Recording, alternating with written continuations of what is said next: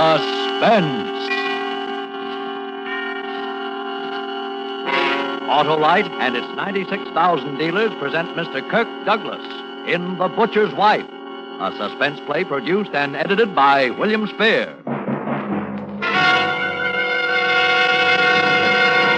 Wilcox!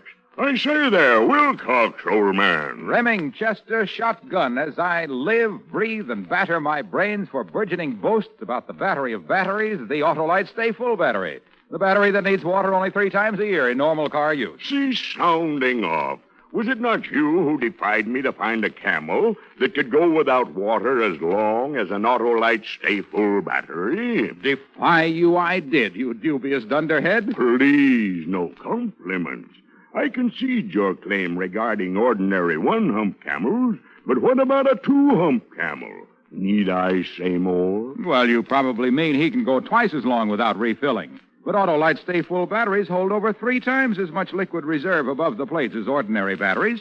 Need I say more? Zounds. I shall have to find a dromedary with 4 humps. Even that won't do it, for Autolite Stay Full batteries need water only 3 times a year in normal car use. What's more, in recent tests based on SAE life cycle standards, Autolite Stay Full batteries gave 70% longer average life than batteries without Stay Full features. So get wise. Get an Autolite Stay Full battery, because you're always right with Autolite. And now, with The Butcher's Wife and the performance of Kirk Douglas, Autolite hopes once again to keep you in suspense.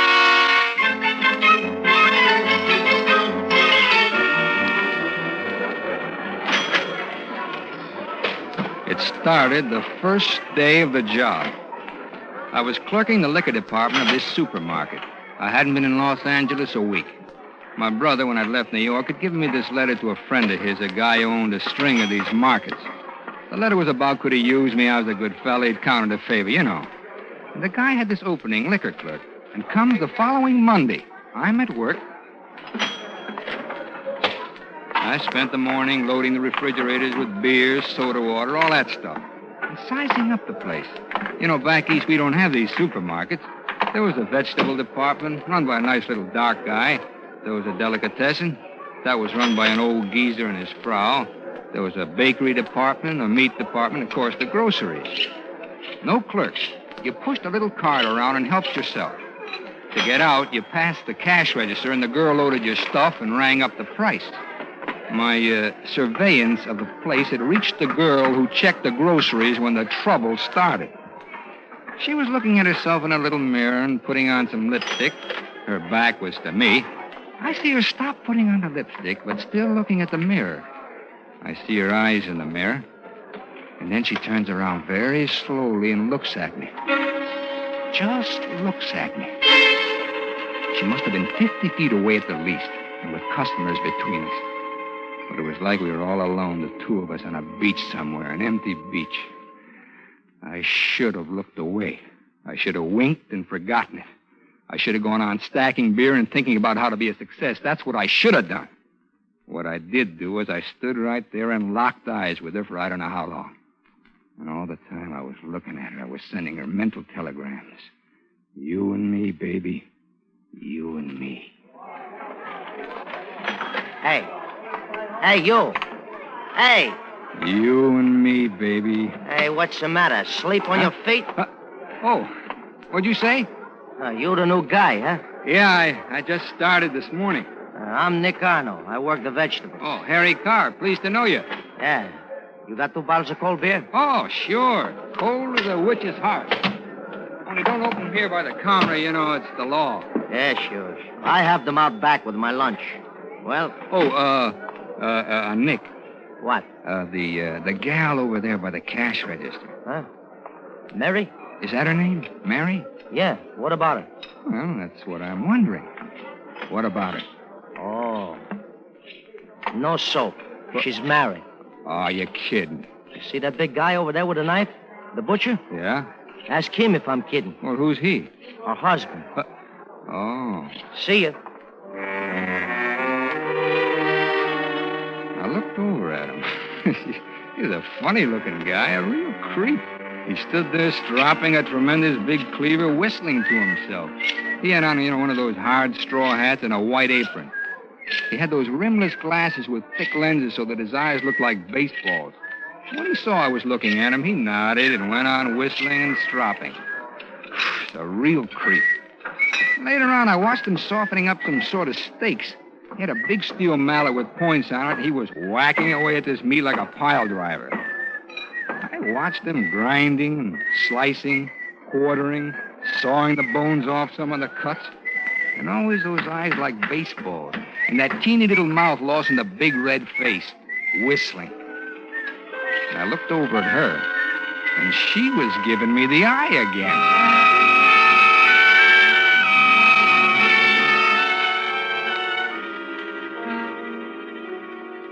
We closed at 7. The vegetable guys carted out the old stuff. Delicatessen man put away his pickles. I checked the register, counted my slips, made my entries. Krause the butcher was still there, packing and cleaning, putting stuff in that big refrigerator room back of the counter, but she'd left. I got to my street coat and walked out.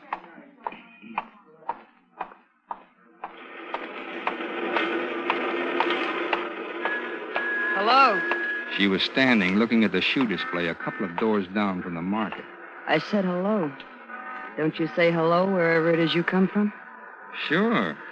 Hello. Taking the bus? Yeah. Which way do you go? Down to Western. I'm going that way. I'll drive you. No, I don't think you'd better. What's the matter? I wouldn't want to trouble you. No trouble. Well, Come on. I'm parked right here. Yeah, but what about, Mr. Krause? He'll be there an hour yet. He takes the bus. Oh. Come on. Well, Come on. Don't be afraid. I'm not afraid of You're you. afraid of me. Come on. Get in.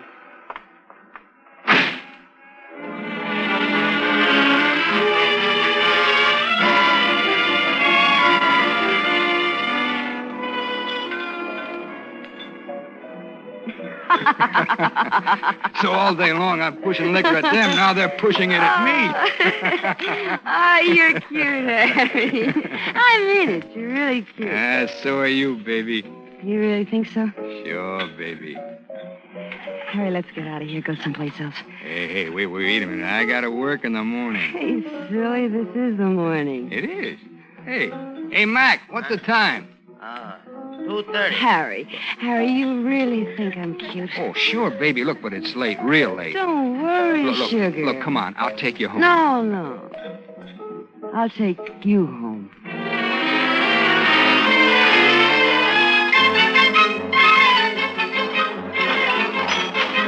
Oh, it felt lousy the next morning. I'm not much of a drinker. She looked fresh as a daisy, smiling and joking with the customers. I didn't look over there. I didn't want to. I didn't want to think about what she must have gone on between her and Krause when she got in. He didn't look happy. I knew why. I kept waiting for him to turn those baseball eyes on me. But he never did. Just went on smashing, slicing, grinding, sawing, all that.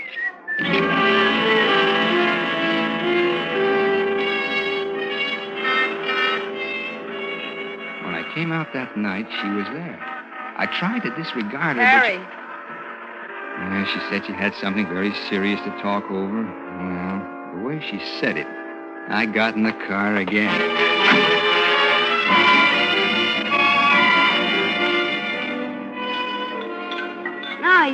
He's awful, Harry. Really, you don't know. Yeah, I guess it's You tough. just wouldn't believe some of the things. Look, Mary, He's crazy jealous. Well, of you? That's silly. Well, I guess it's... Jealous of me. Or should I say of you? Me? What's he know about me? Well, I got in this morning, and there he was, sitting up like Grandma in his bathrobe. He says, "Where you been?" I said, "What's it to you, Auntie?" They call him Auntie. It drives him crazy. Now, look, Mary, So he said, "Don't think you can fool me." And he started to cry and say a lot of things about Babylon and then sitting on the waters. Real crazy talk. Look, I better go, Mary. Oh, I don't... Harry, don't be silly. He doesn't know who you are, who it is. Yeah, but he could find out. Not unless I told him. Oh, look, you wouldn't do that. Of course not, baby. As long as you're good to me.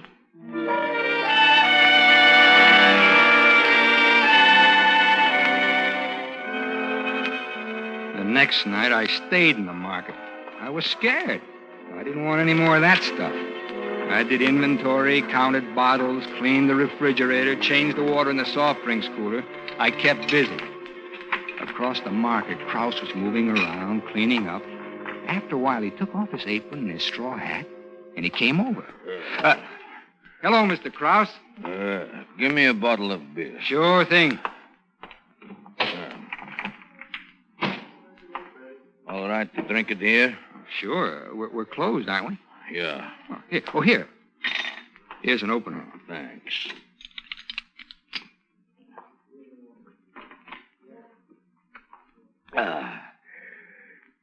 You're working late, huh? Well, you know how it is. Nothing to do evenings. No? Nah. I'm new out here. Takes time to make friends. Yeah. For me, maybe it would take time. But not for a good-looking young fellow like yourself. Oh, I don't know. You're a big, broad-shouldered guy. Yeah, sure, Big. That's me. How's the beer? It's all right. Listen, do you know my wife? Your wife? Yeah, you know her? She, isn't she the one who checks the groceries? Yeah. Oh, very nice-looking lady. You think so? Well, of course, don't get me wrong. I mean it very sincerely. A very nice, respectable-looking... Yeah, sure. Listen, have you noticed anything funny going on there? Funny? Somebody's playing around with her. And I want to find out who. With her? You wouldn't think it now, would you? No, I should say not. I don't know who it is, but listen, haven't you noticed anything? I mean, some guy who shoots the breeze with her or something like that? Well, no. Then will you do me a favor? Sure. What? Keep your eyes open.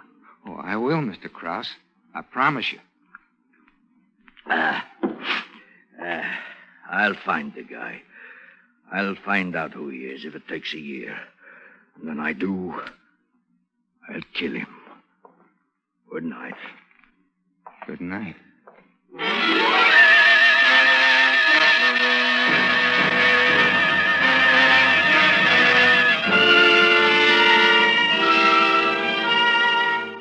Autolite is bringing you Kirk Douglas in The Butcher's Wife. Tonight's production in radio's outstanding theater of thrills, Suspense.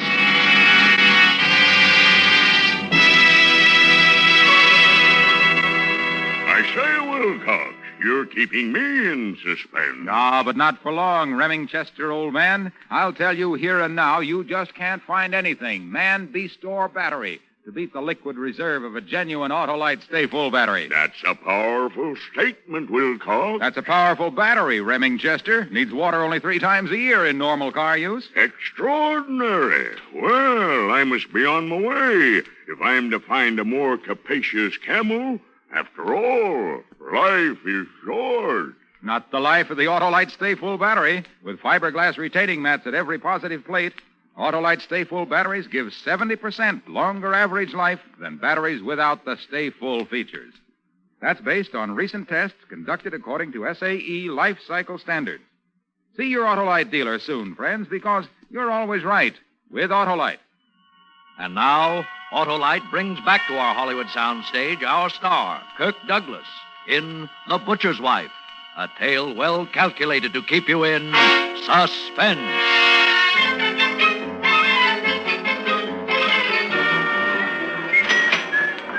See how it happens? You go along minding your own business, trying to be a sweet guy, and a whammy. Up pops the devil. The roof caves in, and there you are. The executioner's honing the axe and whistling to himself. I tell you, I was nervous. My hands were sweating and my teeth were aching. And, well, if it hadn't been for needing the job bad, I'd have put on my coat and hightailed it out of there, but fast. It was a situation. And Mary's looking over at me every now and then, giving me the big eyes. Yeah, the heck with you, baby. Get yourself another boy. And Krause is looking over, raising his eyebrows. Do I know who it is yet? And I'm making a long face and shaking my head. Then Nick, the vegetable man, comes over. I see you didn't understand what I told you the other day. What's that, Nick? About Mary. I told you she was a married woman. Oh, what are you talking I about? see you, the both of you, coming out of a bar the other You're morning. nuts, Nick. Listen, I Don't never... pull the hard face with me, Harry. What? I ought to tip Grouse off to what's going on. Nick, look, Nick, be a good guy, will you? Be a good guy, will you? I'm telling you, you better be a good guy.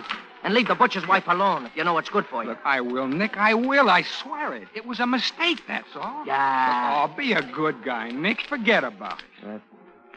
All right. This once, okay. But do it again and you'll get what's coming to you. Sure, Nick. And I'm not just sure. talking.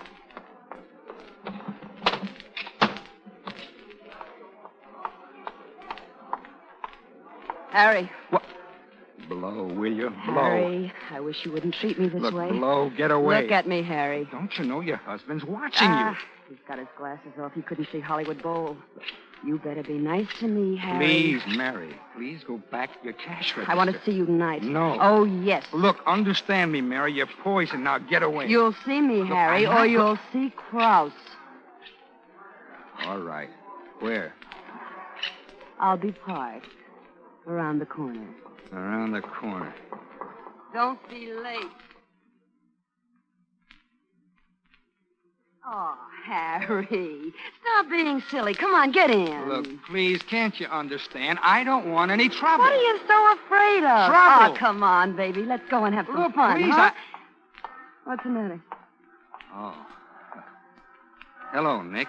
I warn you. Listen, you got it wrong, Nick. Oh, no. What is all this? You shut up. Don't you talk to me like that. I talk to you like I please, cheat. Harry! Hit him, Harry! I didn't hit him.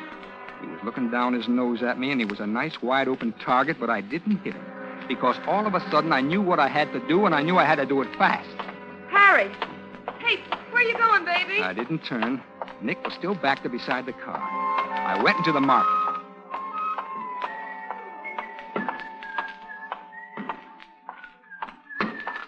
Mr. Kraus. Mr. Kraus! Yeah? What? I found out. What? I can't hear you. I said I found out. I found out who it is. Who? Nick. The vegetable man. Yeah. The vegetable man. I knew yesterday, but I didn't want to get him in trouble. I told him to lay off, but he said nuts. He said if I opened my mouth, he'd tell you it was me, that I was the The one. vegetable man. I'm sorry, Mr. Kraus. I never did like him. I never did like him. Well, good night. Good night.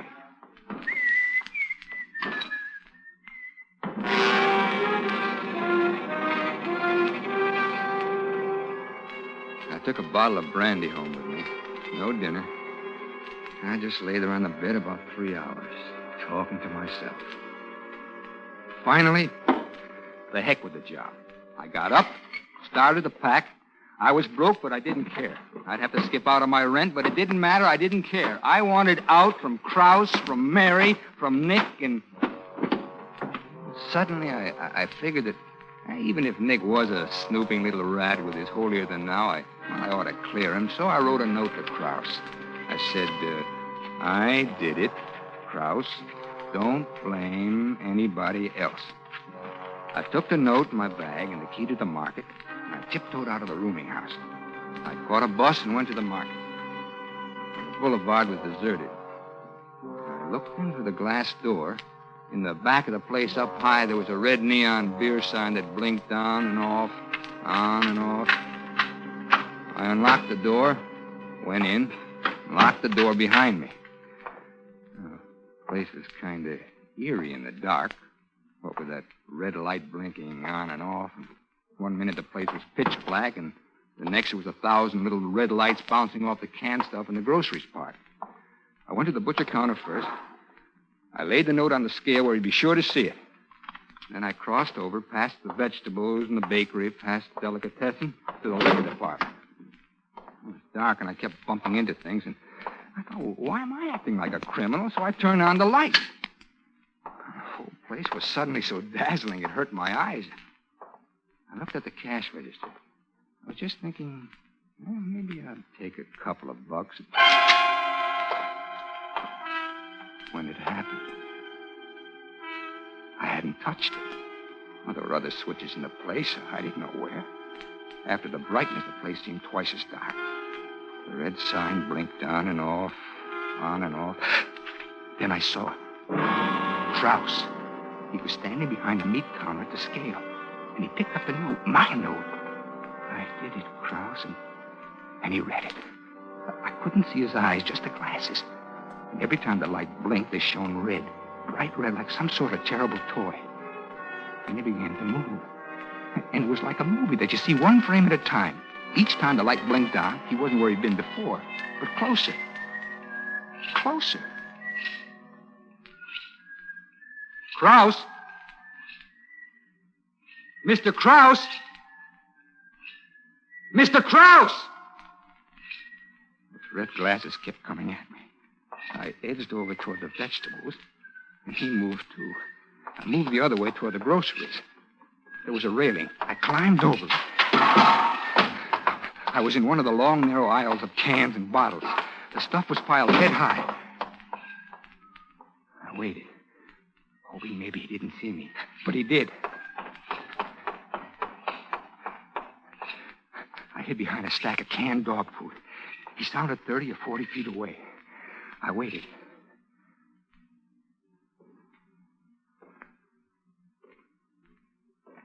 I looked around the corner. He was looking down another aisle. I ducked my head back.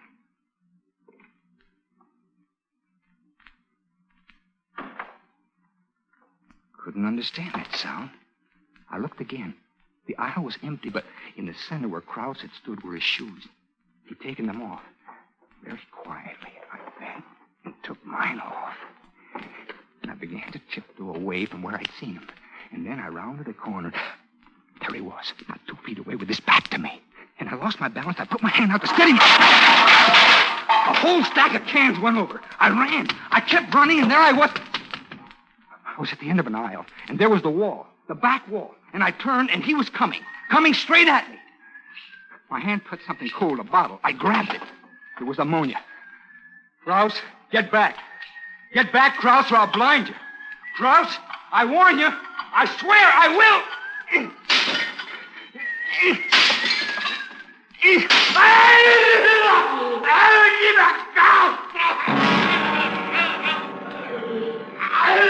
He stood there like a crazy giant, like Cyclops tearing at his eyes, the ammonia running down his face. I didn't wait. I ran past him, bumping him aside, ran and cut around the cash register, past the delicatessen in the bakery to the door. It was locked. The key, well, I'd left it in the lock. It was gone. I tried to break the glass with my fist, but it was like steel. Well, I couldn't kick it. I'd left my shoes behind. And Krause kept coming, feeling his way along, moaning. In the blinking light, I could see he still had the knife in his hand. I slid behind the counter of the meat department. Oh, under my feet, the sawdust. I bent, scooped up a handful. His face was awful, twisted and gleaming. His glasses were gone, and his eyes were screwed tight shut in pain. He stopped 10 feet away, swaying. Then he opened his eyes, opened them as wide as he could, and moved his head from side to side, trying nearsightedly to see me. Then his head stopped moving, and holding it sideways, using one eye to see me, he came on, the knife held way back. I waited. And I let fly with the sawdust and jumped to one side, my back up against the block, and he twisted and skidded in the sawdust, and he fell. He was very still for a moment. I waited. He rose to his knees. In the blinking light, I saw the knife. He'd fallen on it. It stuck out of the middle of his chest. Krause! Then, very slowly, he got to his feet, one hand over the place where the knife was, and started toward me again. There was a rack over the chopping block. He reached up and got a cleaver. I backed up. Behind me, I felt a large, cold handle. The door to the meat storage room. I heaved it open. Inside, it was cold, bitter cold, and dark. In the center of the door was one small, thick pane of glass. It was clouded. I wiped it clear with my hand and looked out. Krause stood there, his face an inch from mine, looking in. And then his eyes rolled back and his face went slack and he fell out of sight.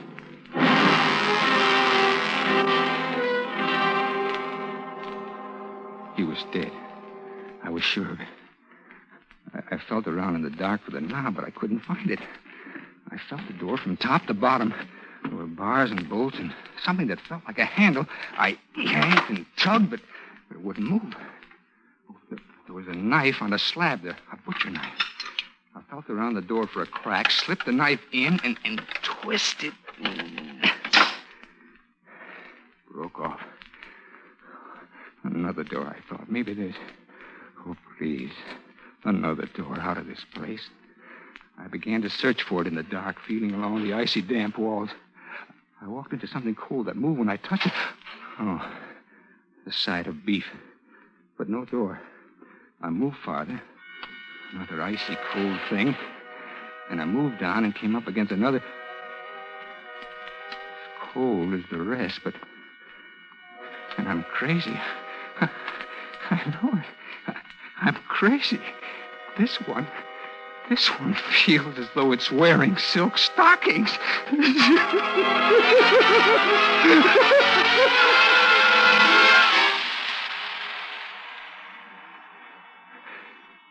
So here I am. It's awfully cold. Cold as a witch's heart. Cold as a tomb. This thing I have in my hand, this knife handle, I wish it had a blade. I know what I do, I know, but it hasn't. Anyway, well, I'm innocent of anything. They'll believe me. They will. There's a letter outside on the scale. It says, I did it, Krause. Don't blame anybody else. And there's my suitcase. Well, that'll prove I meant to go away and not cause anybody a hard time. And there's... Oh, time goes slow. And while I'm waiting and waiting and waiting, I'll tell myself the whole story again. And again, it'll give me something to do, you know. Something to think about. You see, it started the first day of the job. I was clerking the liquor department of the supermarket. I hadn't been in Los Angeles a week. My brother, when I left New York, had given me this letter to a friend of his. You know, a guy owned a string of these supermarkets. The letter was about could he use me. I was a good fellow. He counted a favor, you know. The guy had this opening a liquor clerk. It was the first day, and I'd come to Los Angeles. I could give you a short time.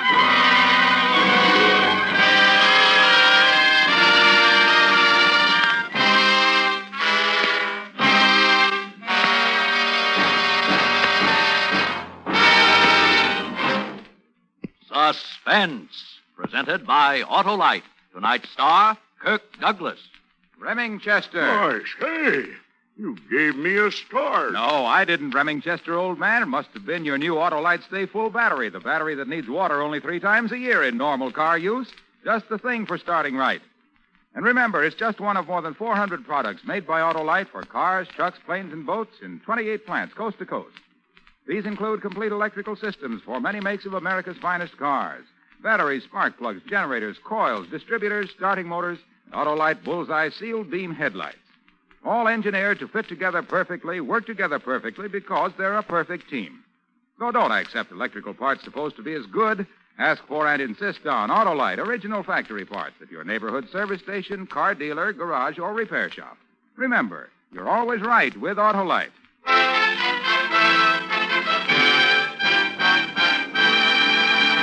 Next Thursday for Suspense, Marlena Dietrich will be our star. The play is called Murder Strikes 3 Times, and it is, as we say... A tale well calculated to keep you in suspense.